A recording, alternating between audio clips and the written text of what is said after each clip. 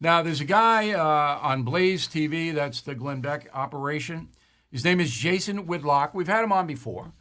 And he's really, really adamant that the woke media is damaging the country. Mr. Whitlock joins us now from Nashville, Tennessee. So you're not surprised that Robert Woodson's group's going to get blacked out by the woke media. You see this all the time. Why do you think it's happening? What is allowing this dishonesty in the corporate media? Well, as it relates to Bob Woodson and 1776 United and his pushback against CRT, Bill, the left has decided to define African Americans and our journey as a journey of tragedy. And the only thing they want talked about are tragedies. When you think of black people, they want you to think of tragedies. They don't want to celebrate accomplishments. They don't want to celebrate the fact that black people working with Christians here in America and believers conquered and defeated slavery, sacrificed their lives. Black and white people, hundreds of thousands of white people sacrificed their lives so that black people could live free in this country. They don't want to tell that story. They don't want to tell the story of what Dr. King and the civil rights movement accomplished. Every other group gets to have their accomplishments celebrated. The left has decided there will be no celebration of black people and our accomplishments. There will only be a focus on isolated tragedies and incidents that portray America in a bad light and portray black people as victims. So of course the mainstream media is not going to pick up on what Bob Woodson and these guys are suggesting. But then we have to take it a step further. So the corporate leftist media, and that includes the New York Times, the Washington Post, the LA Times, the Boston Globe, all the networks, CNN, they want to keep African Americans angry. Okay? And I'm Bill, saying to myself, I'm going to go a step further, though. Go ahead. I want to go a step further, Bill, because I want you to understand the real big picture. What they're trying to do with the black narrative is define the American experiment as a failure. That way they can say, this whole country's been a failure. We must completely rewrite the Constitution because America was founded in evilness. Its founding documents are therefore evil. It hasn't worked for black people in this country. It hasn't worked for the LGBT community in this country. America's a failure. Let's rewrite everything. That's the end game. That's a very perceptive statement, Jason, and I'm not patronizing you. It's very smart. So they're using African Americans and other groups to try to destroy traditional America. But I'll submit to you that African Americans are helping them, generally speaking. They're buying into this. Do you see it that way? I see it. I think there's truth in what you're saying, no question about it, Bill. I think that people are looking at the way racism and accusations of racism are being used to acquire power.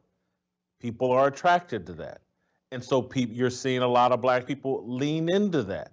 How can I become a victim and continue this narrative that everything about America is rigged against us, and I can use that complaint and an allegation to elevate myself, to make it so that, oh, they must have me in a prominent position on this television network or in this role as a contributor on this network, or they look racist.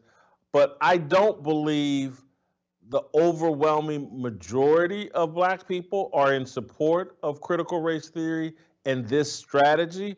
I think many people, just like black people, are no different than any other group of people. They're so busy trying to pay their bills, take care of their kids, take care of themselves, that this thing that the cultural elites are doing, this elitist group of Ivy League educated, black people are getting on TV and are involved in academia and promoting this narrative. I think the great mass of black people are just too busy with their own lives to correct them and to get Okay. involved in any kind of way. And so Maybe, they put maybe the so, Al but Sharptons. I think there's more to it than that. And you're a sports guy, and so let's use a sports analogy. Yep. There's a tremendous amount of peer pressure. So if a conservative athlete goes into the locker room, whether he's black or white, or she, and says, you know what, I'm not buying into all of this, that can get you ostracized on a team. That gets you critically hammered. You saw what happened to Drew Brees in New Orleans.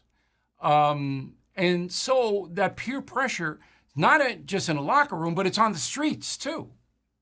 If you don't conform to the victimization narrative, you got some problems. I'll give you the last word on it. I'll say this, Bill. When you say it's on the streets, I say it's on the social media streets, where there is great retribution and penalty for not towing the line. But just look at commercial hip hop music. It's not a music of victimization. You don't, the rap music isn't out saying, oh God, look what happened to me. It's actually talking about, this is what I'll do to you in pursuit of financial reward and gains. And so I think in the big tech, Silicon Valley controlled social media world, yes, you are punished for not towing that line. On the actual streets, I'm not so sure. The things that I say on my show, the things I'm saying to you, I've said in barbershops and on bar stools all across the black community. No one recoils from it. No one thinks I'm crazy for saying it. Most people nod their head in agreement. But Really, over that's social interesting. media, do they do that? No. No, There you because go. there's a penalty to be paid. All right, Jason, we'll continue the conversation. You're a great guest, and we really appreciate you making time for us. Hey, I'm sure you've noticed that everything is getting more expensive. And with all this printing money and spending by the progressives, I'm concerned the dollar's end could be near. If the government continues this way, the dollar could freefall and lose its coveted role as the world's reserve currency. That's why there's never been a more important time to consider gold and silver to protect you and your family. And American Hartford Gold is the only company I'm happy to put my name behind. I have done business with them myself. It just takes a quick phone call, and they'll have physical gold and silver delivered right to your door or put inside your IRA. Plus, tell them Bill O'Reilly sent you, and they'll give you up to $2,500 of free silver on your first order. So please don't wait. Call 866-501-5201, 866-501-5201, or text Bill to 65532. Again, 866-501-5201, or text Bill to 65532. Bill O'Reilly here. Thank you for watching this video, and make sure you subscribe to the First TV YouTube page. Just hit the big red subscribe button below, and you'll get clips and highlights of my program, The No Spin News, every single day. We'll see you soon.